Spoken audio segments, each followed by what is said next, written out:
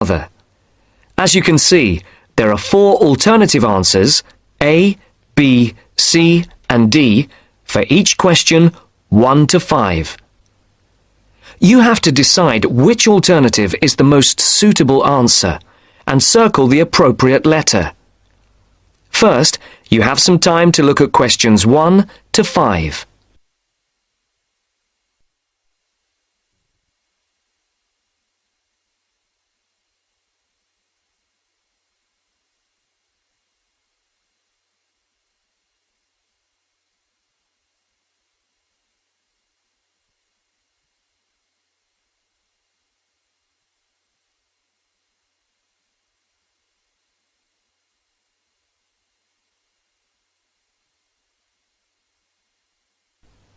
Now the test will begin. Remember, you will hear the recording only once, so answer the questions as you listen. Now listen to the first part of the conversation and answer questions 1 to 5.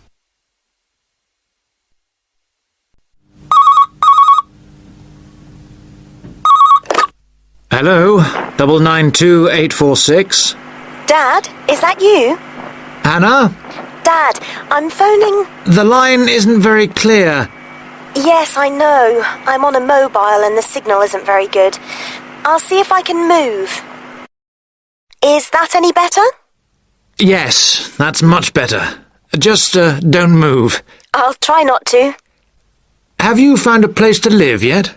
Yes, I think I have at last. Wonderful. I'm relieved because I'm fed up looking. I didn't think it was going to take me 3 weeks. It hasn't been easy for you. I suppose it's the beginning of the academic year, and you have all the new students looking for places as well. Yes, that's one reason. But this place is also full of new technology companies, and there are lots of young people looking for somewhere to live. And you know what that means. Higher rents as well. Yes, much higher. Well, tell me, how much is it? It isn't cheap for this area. It's £400 a month. That's much more than you had expected. Yes, it is. But I can't face looking anymore. I want a place where I can put my things instead of living out of a suitcase. I don't want to stay in this hotel any longer. I guess not. So, what's the new place like? Oh, it's really, really nice. Oh, good. It's in a very quiet street.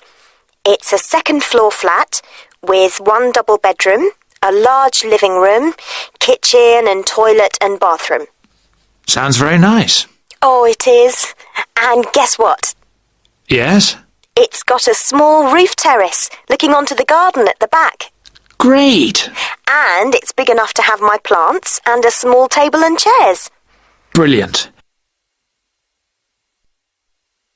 Before the speakers continue their conversation, look at questions 6 to 10.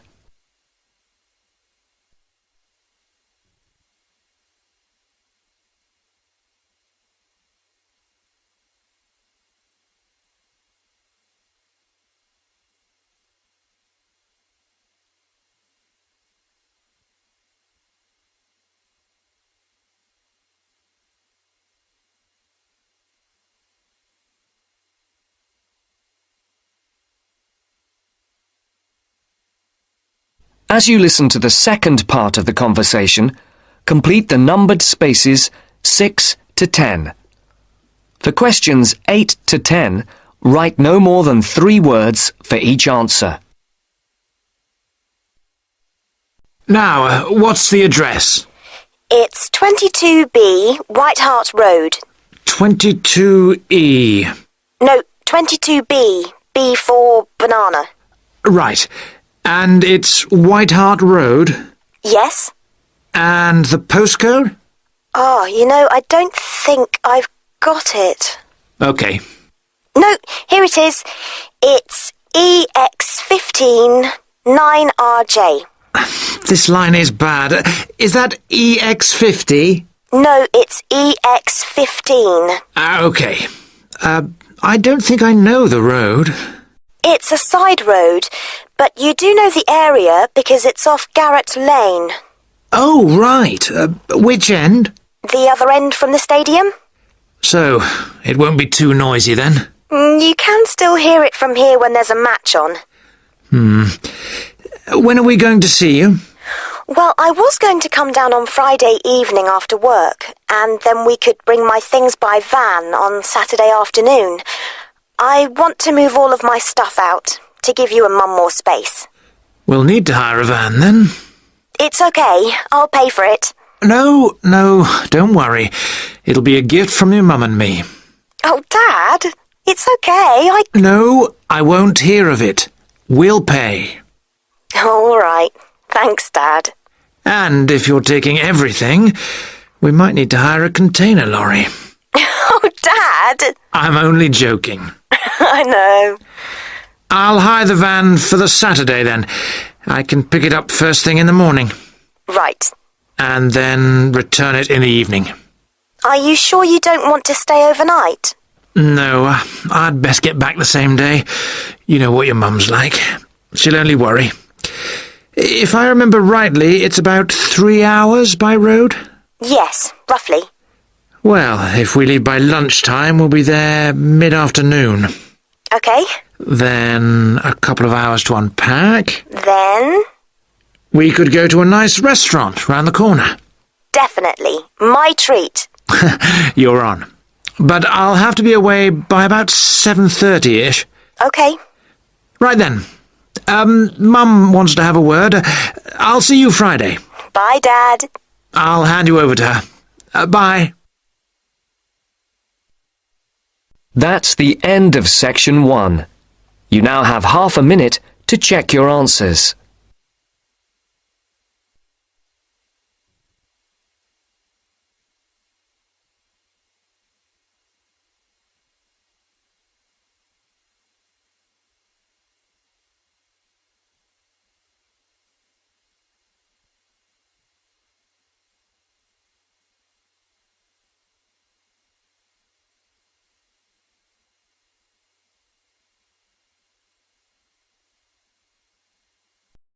Section 2. You are going to hear a news broadcast about proposed developments in a local area and about a local college. First, look at questions 11 to 14.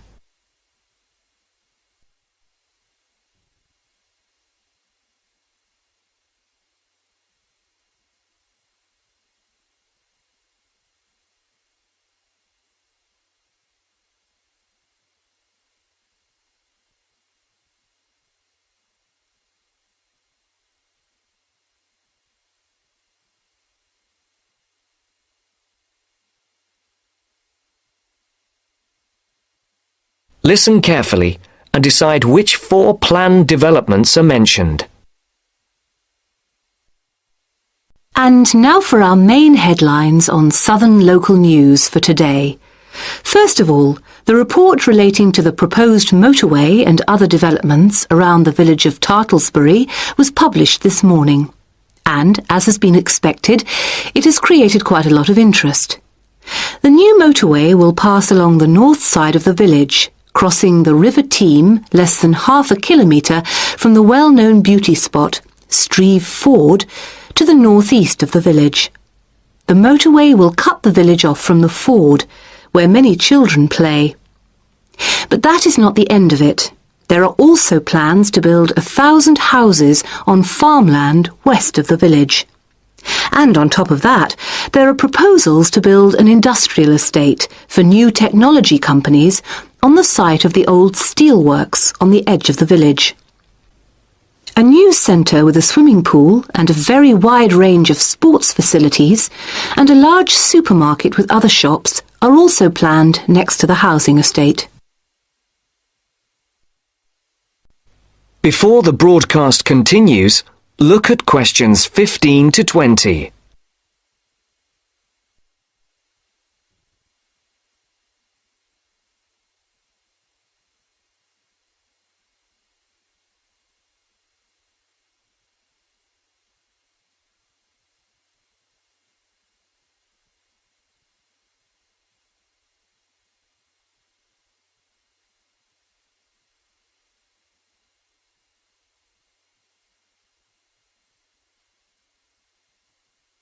You will now listen to the second part of the talk. For questions 15 to 18, put a tick in either column A or column B for each of the people mentioned. For questions 19 and 20, decide which of the four alternatives is the most suitable answer and circle the correct letter. Mr. Jones, a local farmer we spoke to early today, is strongly against the plans. But the local council is pushing for them to be adopted in full. They say that new housing is needed in the area and that it is an opportunity to take advantage of government grants for setting up new technology developments. The Mayor, Mr. Funn, says, "We must make every effort to do our part for the economy of the country and for the local people. This is a golden opportunity to put Tartlesbury on the map." Reactions to Mr. Funn's comments have been quick to come. Surprisingly, when we contacted the spokesman of the local conservation group, he was very much for the planned developments. But not all the local groups support the scheme. And, unlike the Mayor, the local MP, Mrs. Wright, is very much against the planned developments. Mr. Khan, a local shopkeeper, had this to say: "People are absolutely horrified at what is being proposed here. This is just a chance for some people to make money quickly. But I can assure you that if they think that local people are going to be a walkover, they have another think coming. Of course, we welcome the jobs that the new technology park will bring, but we feel that the large increase in housing and the proposed motorway will destroy the character of the area." I think this is a debate that is going to run on for quite some time, and we here on Local News will keep you informed. And now for something quite different. This year's exam results have just come out, and there are a lot of happy faces out there. It would seem that the number of young people going on to university from the local college in Upton, which is not far from Tartlesbury, has increased by 25% this year. All those who have applied to go to university or into teacher training colleges have found places. This is the first time that there has been a 100% success rate at the college. We spoke earlier to the principal of the college, who said she was very proud of all those who had achieved their aims, and she wished them every success in the future. There will be another news bulletin at 11 p.m. And for now, it's back to more music from around the world. That's the end of section 2. You now have half a minute to check your answers.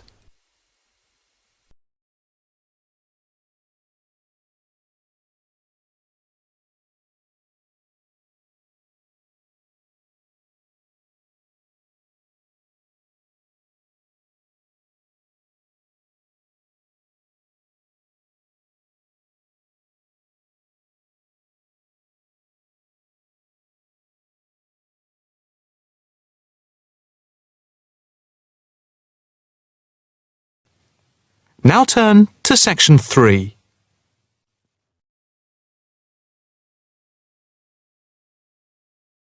Section 3.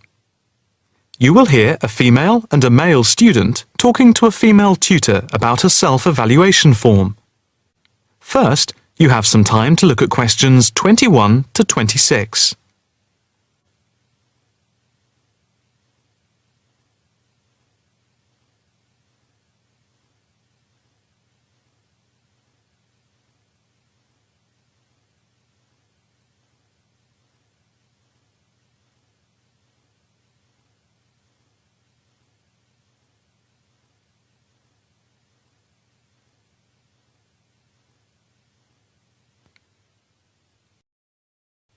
Now listen carefully and answer questions 21 to 26. Now, Mark and Anna, I have to say that I thoroughly enjoyed your joint presentation on the application of robotics in a non-industrial setting to the group on the 2nd of December, and it is clear that you have both devoted quite a lot of time and effort to it. Have you had a chance to fill in the self-evaluation form for the session? Yeah, we have. So, Mark, what do you think overall? Well, generally I felt the presentation worked very well. In fact, we seemed to hold the attention of the others throughout. And the pace of delivery was fairly even, as were the range of activities we organised. I agree with Mark, but I'm not sure we were comprehensive or academic enough. No comment, really, except that I don't think there was any question of it not being thorough. I think we were a bit too chatty and too jokey at times, rather than formal. OK, what do you think were the best areas? And which do you think can be improved on? Well, everything could have been improved on. I felt very good about the handouts. We'd spent a lot of time putting them together. They had a very professional appearance as we bound them into a booklet. To me, the handouts were the best part, as we had a very extensive bibliography and the booklet seemed to go down well. The booklet you did for the handouts certainly showed you had done a lot of work. But I think that you put too much material into it, and people got distracted by it. Perhaps you could have cut the handouts by about a third. I see. When I come to think about it, maybe you're right. OK. But there were times in the middle of the presentation where things did go a bit astray. I think that was my fault, when I got the PowerPoint slides out of sequence and I had difficulty getting back on track. I also think we rated our technical ability too highly, especially when operating under pressure. I had never done a presentation with technical equipment before, so it was a steep learning curve for me in particular. Yes, I think you could have done with a bit more practice with the equipment beforehand. Before you hear the rest of the conversation, you have some time to look at questions 27 to 30.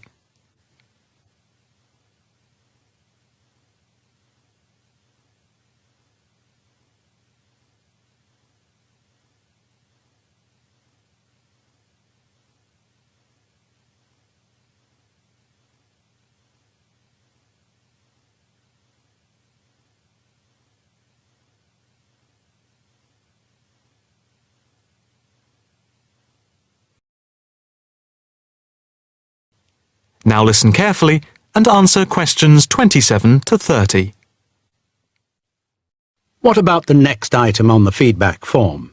The aims and objectives. I think they were very focused, and we followed them through well, I think. We wanted to show how Europe was lagging behind other areas of the world. Yeah, I think they were clearly set out. Yes, agreed. No comment there. The diagrams and charts were appropriate. Yes, I have put that too. They did work well in helping to illustrate and break up the presentation by cutting down on the number of words and text on the screen. What about delivery? Well, I think our performance was average. It was difficult to coordinate speaking and presenting the material at the same time. I was quite self-conscious of what I was doing.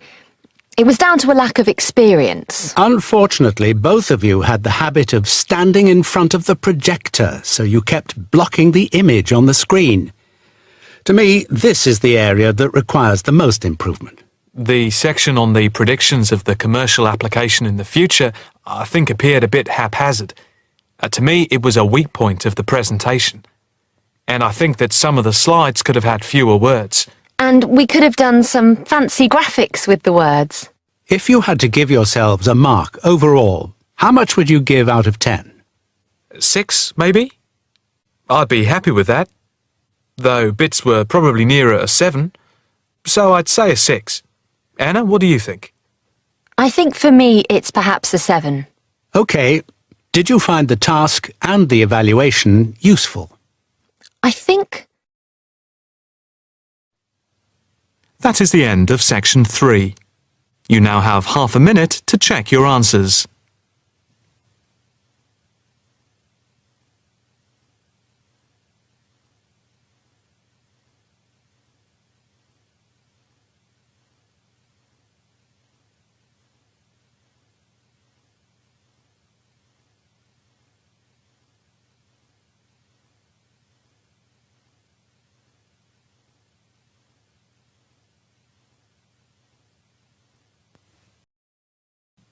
Now turn to section 4.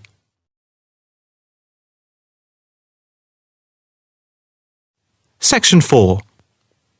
You will hear a talk on local businesses at a university business centre. First, you have some time to look at questions 31 to 40.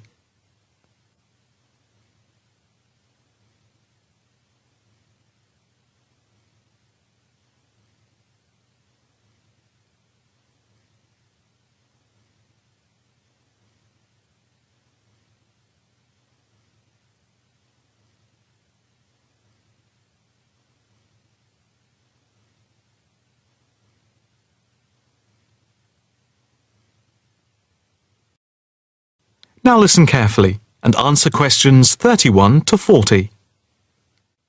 The subject of this evening's talk at the North Bank Business Centre is local businesses in the area surrounding the university and the benefit they bring to the employment prospects of people in the local area, especially young people at the beginning of their career. We established the centre in response to approaches from several business people in the area who had wanted to start up new businesses, but who had not managed to find any help locally and did not know where to turn. Moreover, they had all, without exception, come up against enormous bureaucratic obstacles. We therefore invited them in as a group to meet the members of the department and the students. Stemming from that is the centre, which now focuses mainly but not exclusively on business startups.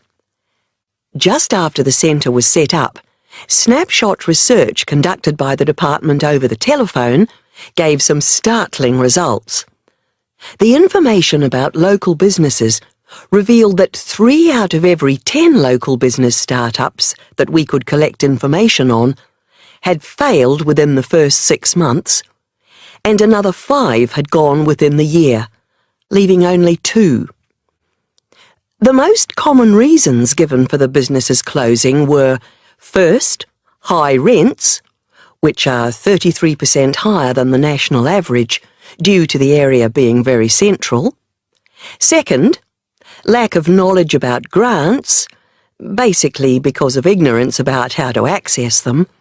And thirdly, a lack of business support, because they did not know where to obtain advice from.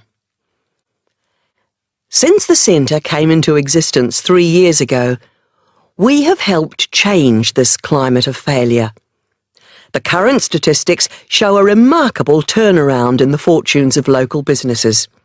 And now, after a year, only 2 businesses close out of every 10, compared to 8 before the centre was set up.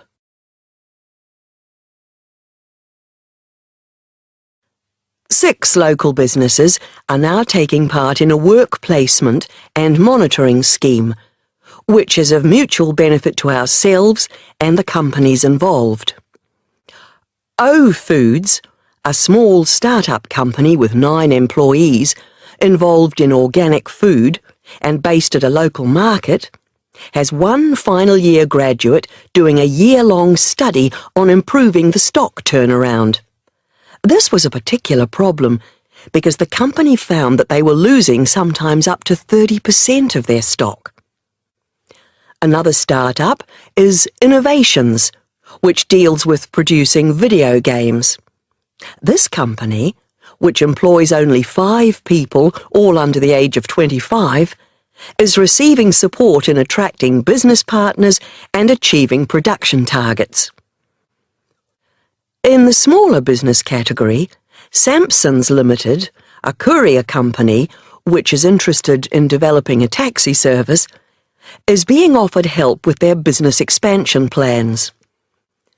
Another small niche company called Vintage Scooter, which specialises in revamping old scooters, is taking part in a product monitoring scheme, offering customer service up to a year after purchase to check the quality of their restoration. The first of the 2 medium-sized companies that the scheme is monitoring is Build Limited, which employs 47 people. A comparison of their products and services with other businesses in the area is being carried out by a researcher who is trying to support them in their efforts to extend the company's product range. The last company, Jones Systems, is perhaps the most interesting because it has been the victim of considerable personnel problems, which have been affecting the day-to-day operations of the company. And so, we are looking at conflict management and team building within the company. To sum up, advisors help the companies look at different business options and models, apply for grants, deal with employment issues, systems creation, and also provide accommodation at the centre to help them start up. E-mentoring for fledgling businesses is also in operation for those who find it difficult to attend the centre personally. The programme is funded by grants from local authorities. That is the end of section 4.